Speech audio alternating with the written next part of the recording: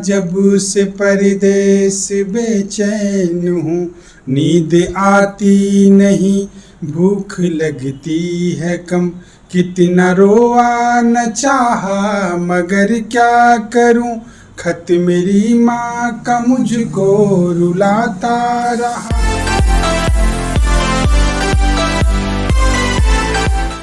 मैं संजीव अरुण कुमार एक बार फिर से हाजिर हूँ आपके अपने चैनल गारुन टॉकीज़ में।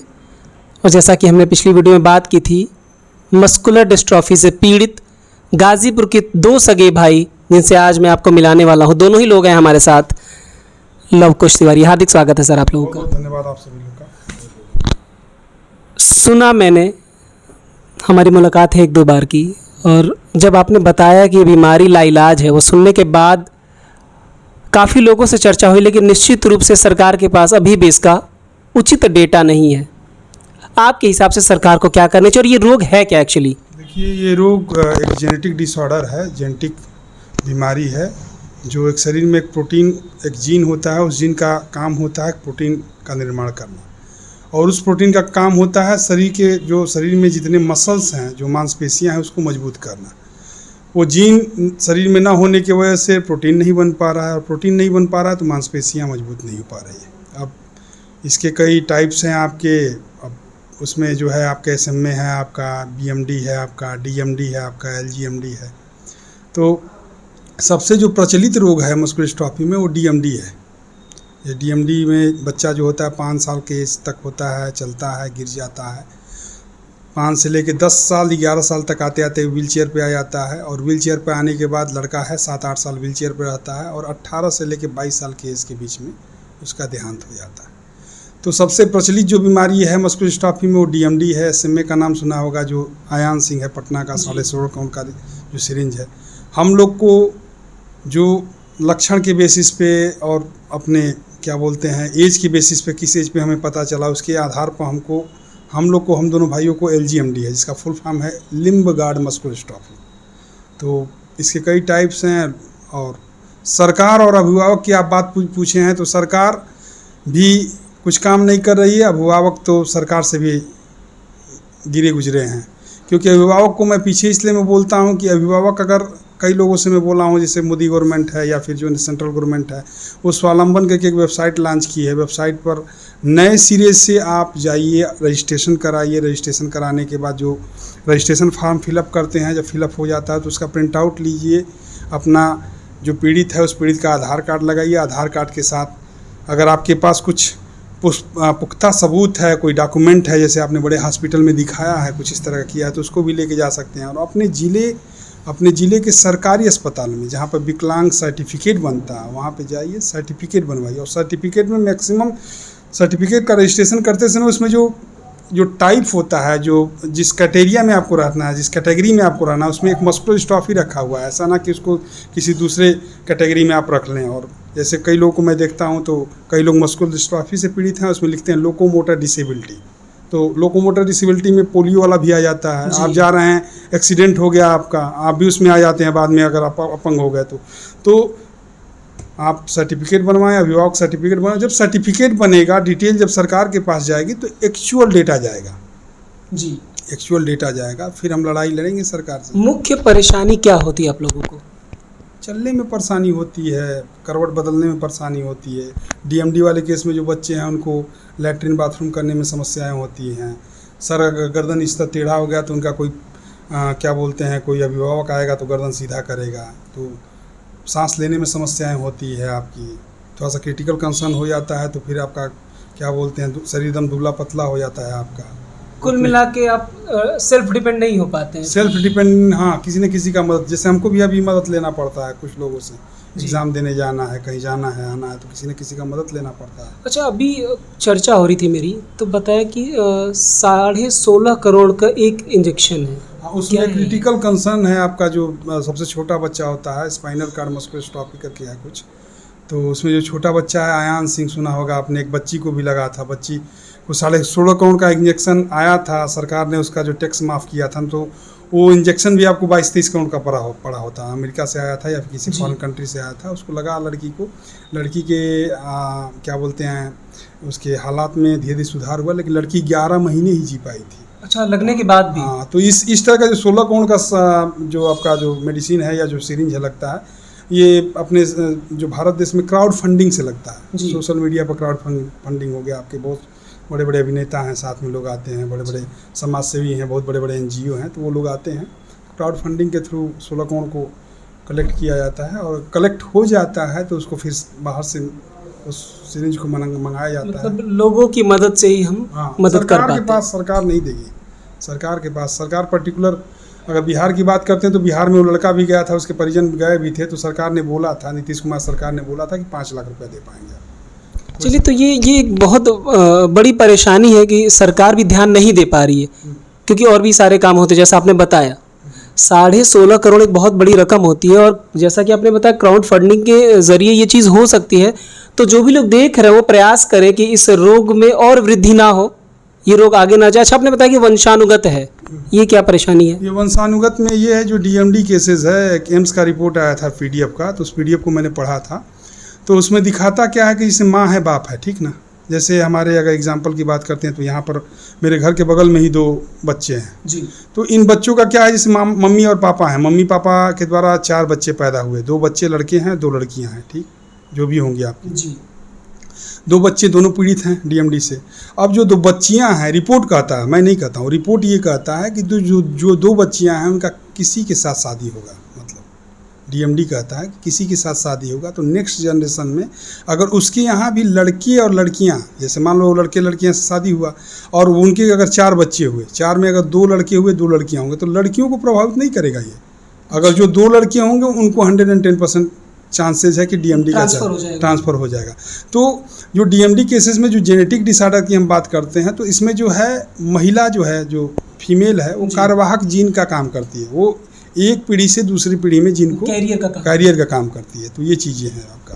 तो भविष्य में जैसे आपका आगे कुछ करना है, तो जैसे जो मान लीजिए उस लड़कों की जो बहन है उसका कोई जेनेटिक टेस्ट करा लिया जाए, आगे चल के कुछ इस तरह का अगर पीढ़ी दर पीढ़ी अगर जाने की चांसेज है तो कुछ और सरकार बताए, जैसे टेस्टी बेबी होती है उसके हस्बैंड से कुछ इस तरह का करके व्यवस्था आगे चल के जनरेशन में ना आए, क्योंकि बड़ी घातक बीमारी है ये, निश्चित रूप से। लोग जो हैं वो दूसरे पर डिपेंडेंट हो जाते हैं, तो ये सबसे बड़ी समस्या है लोगों के साथ। और सांस लेने में समस्याएं होती है, चलने में समस्याएं होती है। आप देखेंगे जो हमारे घर के बगल में दिन भर व्हील चेयर पर बैठे रहते हैं बच्चे जी, तो ये सब चीज़ें हैं।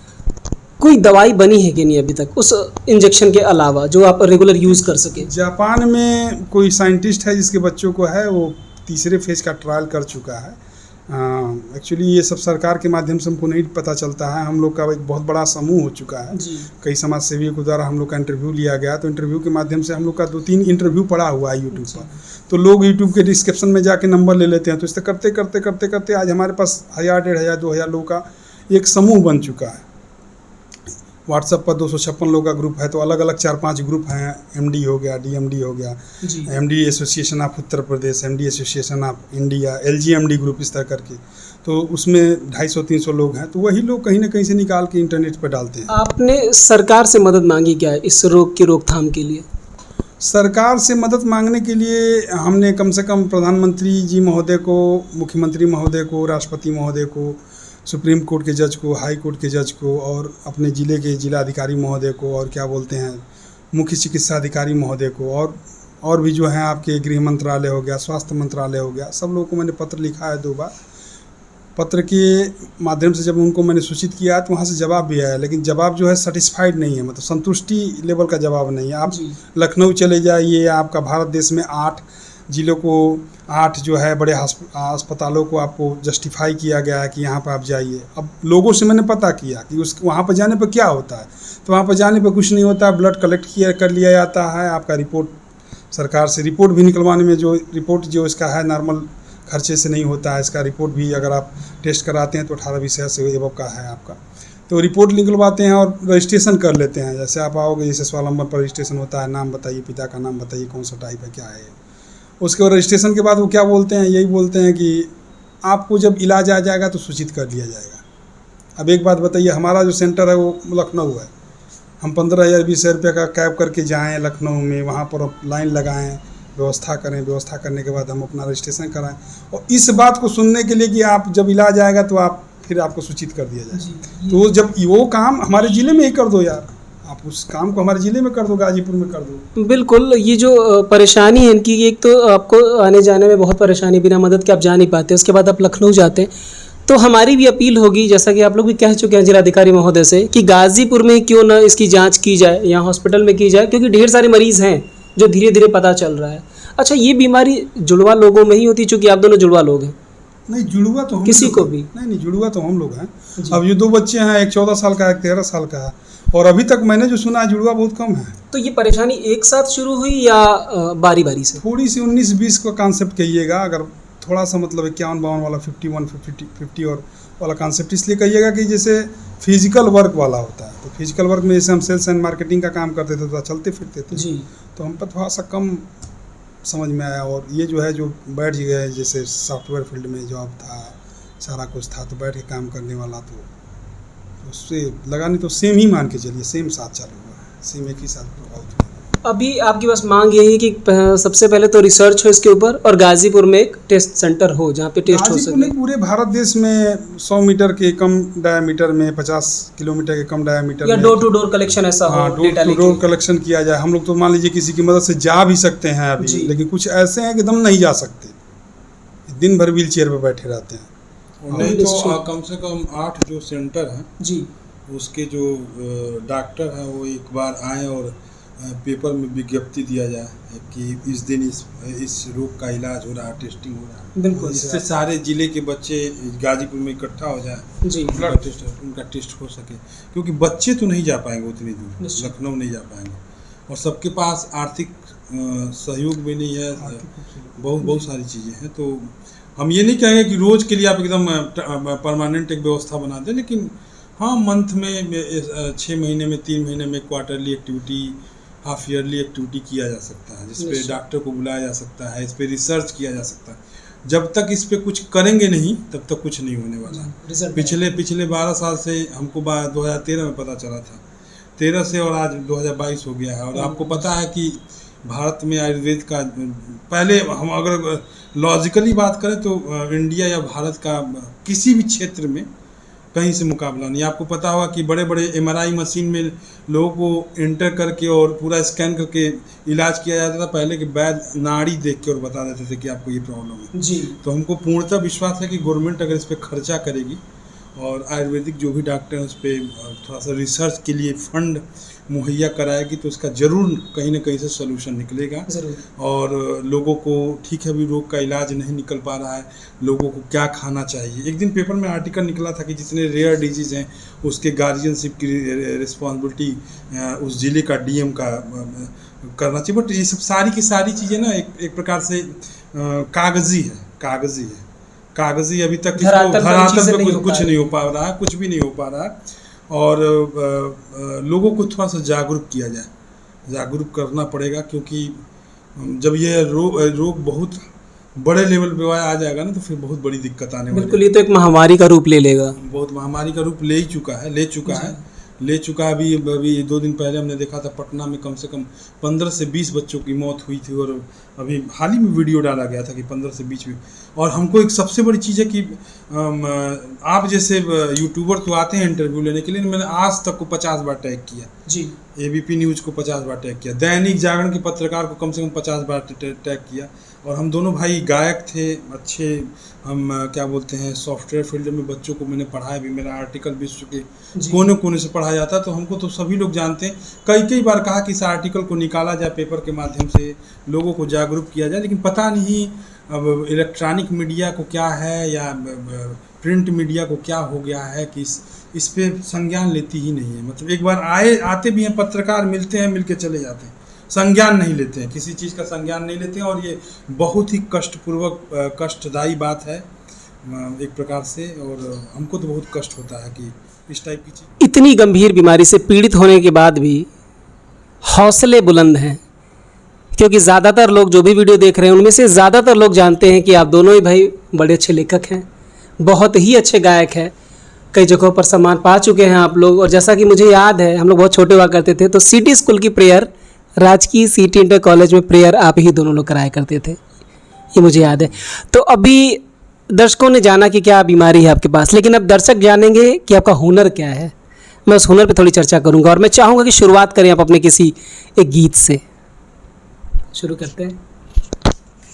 वक्त का ये परिंदा रुका है कहाँ, मैं था पागल जो उसको बुलाता रहा, 4 पैसे कमाने मैं आया शहर, गाँव मेरा मुझे याद आता रहा, गाँव मेरा मुझे याद आता रहा।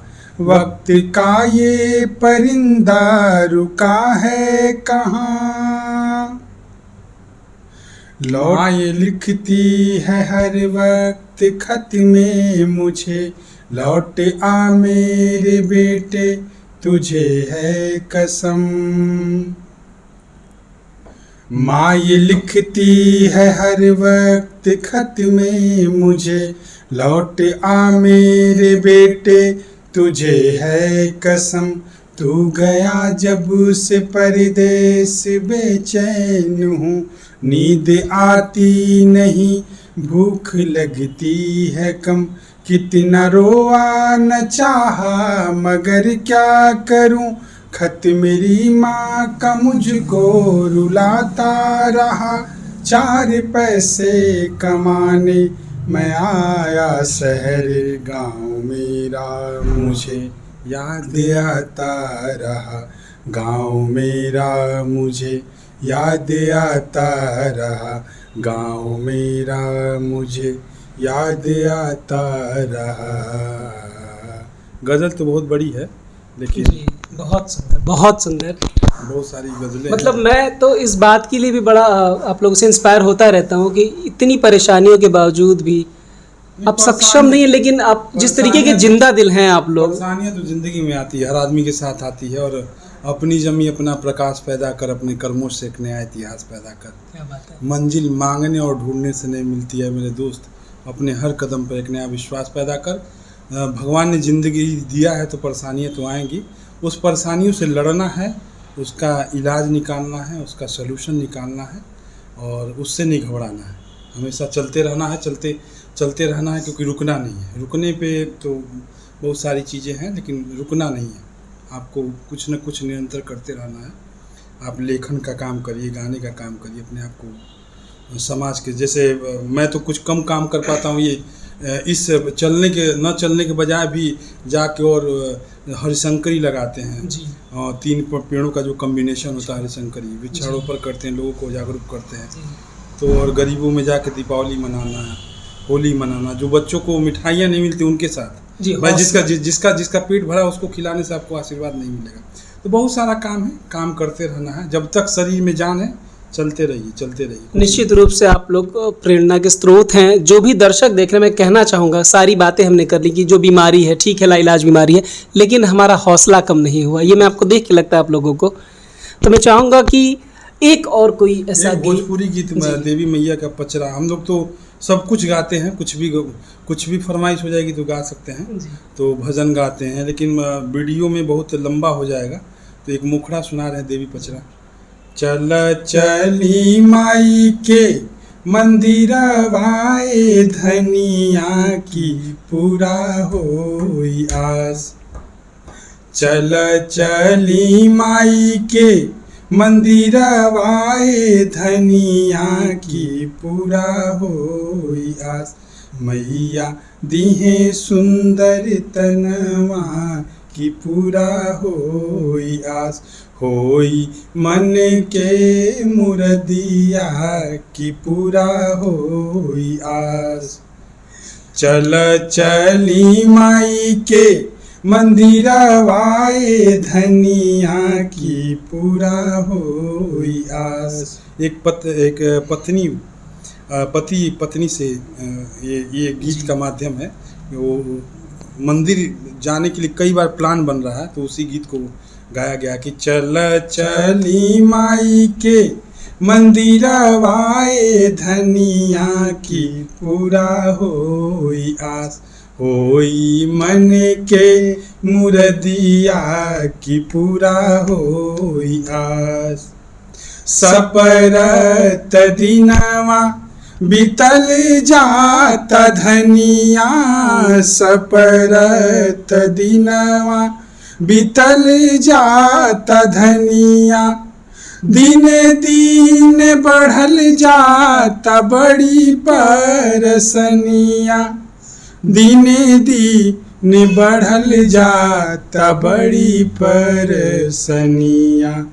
सबका से पहिले कामाख्या स्थनवा की पूरा होई आस, सबका से पहिले कामाख्या स्थनवा की पूरा होई आस, मैया दीहे सुंदर तनवा की पूरा होई आस, होई मन के मुरदिया की पूरा होई आस। चल चली माई के मंदिरवाए धनिया की पूरा होई आस, चल चली माई के मंदिरवाए धनिया की पूरा होई आस, होई मन के मुरदिया की पूरा होई आस, होई मन के मुरदिया की पूरा होई आस। निश्चित रूप से मधुर आवाज़ है आपकी, और हम उम्मीद करते हैं कि आपकी आस पूरी हो, सरकार से, समाज से, हर तरफ से आपकी मदद हो, और जो भी आपके सपने हैं वो पूरे हों, और आप लोग जल्दी जल्दी स्वस्थ हो ताकि और बड़े स्टेज पर चले और जाके धमाल मचाए। चूँकि मैं दर्शकों से कहना चाहूँगा कि गाज़ीपुर की धरोहर है, आपको आना चाहिए आगे। इस बात के लिए, इस बीमारी की रिसर्च के लिए सरकार से आवाज़ हम सबको उठानी पड़ेगी, हमारी जिम्मेदारी बनती है। तो सबसे एक अपील है कि इतने जिंदा दिल दोनों भाई और इस गंभीर बीमारी से पीड़ित हैं, फिर भी हौसले आपके इतने बुलंद हैं, तो हम सबकी अपील होनी चाहिए सरकार से कि गाज़ीपुर में ही एक रिसर्च सेंटर हो सके या टेस्ट सेंटर हो सके, ताकि प्रॉपर डेटा मिले और जल्द से जल्द इसकी दवा बाज़ार में उपलब्ध हो पाए। और कुछ आप संदेश देना चाहेंगे क्या गाज़ीपुर के लोगों को, या जो भी दर्शक? गाज़ीपुर के लोगों को संदेश यही देना है कि जो हमारे अंदर प्रतिभा है, छोटी मोटी प्रतिभाएं हैं, जैसे वेबसाइट का काम मैं पहले बच्चों को पढ़ाता था, टॉप इंस्टीट्यूट में Microsoft.NET ट्रेनर हुआ करता था। तो अगर गाज़ीपुर के बच्चे अगर कुछ सीखना चाहते हैं, कुछ हैं, तो सैटरडे संडे शनिवार रविवार के दिन हम उनको कुछ शिक्षा, कुछ तालीम दे सकते हैं कि कहीं पे भी जाएं। जैसे अभी आपने सुना था कि गीतांजलि श्री को बुकर पुरस्कार मिला। अभी योगेश विक्रांत हैं, हमारे संगीत गुरु रहे हैं, उनकी पत्नी क्या नाम है, निर्मल गरिमा विक्रांत जी, तो उनका निर्मल पाठक का बहुत शानदार अभिनय में, उनका बहुत शानदार अभिनय है, मतलब शब्द कम पड़ जाते हैं उसके लिए। और शांति भूषण सिंह जी हैं गांव के, बालापुर से संजय मासूम जी आते हैं, मेघना मिश्रा करके हैं, बहुत उम्दा गायक, इतनी छोटी उम्र में प्लेबैक सिंगर का मतलब खिताब लिया।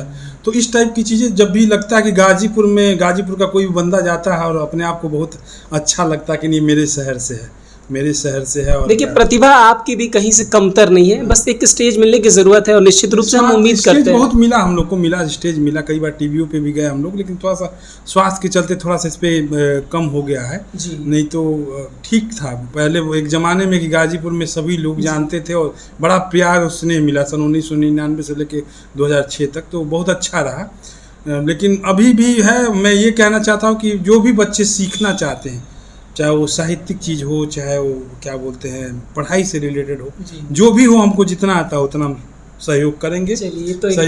और जब भी गाज़ीपुर का कोई बंदा आगे बढ़ता है तो आपका भी सीना चौड़ा हो जाता होगा, और हम भी जैसे आर्टिकल डालते हैं, लिखते हैं कि नहीं। अभी तो गीतांजलि सीट पे बहस भी हुआ था, बहुत तगड़ा बहस हुआ था कि ये मैनपुर की रहने वाली, और मैंने आर्टिकल उस पर लिखा था, और उस पर कई लोगों ने मेरे वीडियो को शेयर किया था। शब्द गंगा का एक बहुत शानदार वीडियो था, उस पर दिया गया था कि वो गोड़ौर की रहने वाली है, तो कई लोगों का फ़ोन भी आया था। तो अच्छा लगता है कि जब आप गाज़ीपुर का कोई साहित्य में, अभिनय में, लेखन में कोई अच्छा काम करता है, सॉफ्टवेयर फील्ड में कोई भी चीज़ हो, तो हमारी तरफ से यही है कि जो भी बच्चा कुछ सीखना चाहता है, जहाँ तक हो सकेगा हम उसके लिए सेमिनार कराएंगे। जैसे अभी आपने ओपन माइक कराया था, तो इस टाइप का चीज़ होना चाहिए जिससे आगे प्रतिभाएं आएँ और उसको विश्व के मानचित्र पटल पे गाजीपुर का नाम हो। हमारी शुभकामना यही है। आप भी बहुत आगे बढ़िए और आपने हमारे लिए समय दिया, इसके लिए बहुत बहुत धन्यवाद। और संजीव भाई, आप एकदम निरंतर आगे बढ़ते रहिए। हमारी शुभकामनाएं, हमारे लोग जो भी सेवा होगा आप हमारे जी। हम आपको बताना चाहते हैं कि हमारा जो निवास स्थान है वो new Chandra colony, DM district magistrate का जो बंगला है उससे मुश्किल से 30-40 मीटर आगे बढ़ने पर दाएं साइड की एक गली जाती है, उसी गली में नंबर भी अपना बता हाँ, तो नंबर है 9458668566। एक बार फिर से मैं पुनः दोहरा देता हूँ नंबर 9458668566। हिंदी में बता देता हूँ 9458668566। ये नंबर है जिस पर आप संपर्क कर सकते हैं। जैसा कि आप लोगों ने बताया कि हम मदद करेंगे, वो साहित्य हो, लेखन हो या एजुकेशन से रिलेटेड चीज़ें हो। जैसे आपको अगर वेबसाइट डेवलप करना हो तो आप इनसे सलाह ले सकते हैं सैटरडे और संडे। जी, आप कुछ और कह रहे थे? नहीं, बस इन्फॉर्मेशन आपको शेयर कर दिया मैंने, अपना लोकेशन बता दिया, आवास का पता बता दिया और साथ में नंबर। कोई भी व्यक्ति हो तो निश्चित रूप से। और आप लोग, हम सभी मतलब जो भी लोग देख रहे हैं ये वीडियो, हम सभी उम्मीद करते हैं कि जल्द से जल्द आप ठीक होकर सेल्फ डिपेंड हो, अपने पैरों पे खड़े और किसी बड़े मंच पर चल के धूम मचाते हैं। क्योंकि गाजीपुर में प्रतिभाओं की कमी नहीं है और हमारे बीच आप जैसे दो भाई हैं। बहुत बहुत आभार आपका अपना समय देने के लिए। बहुत बहुत धन्यवाद।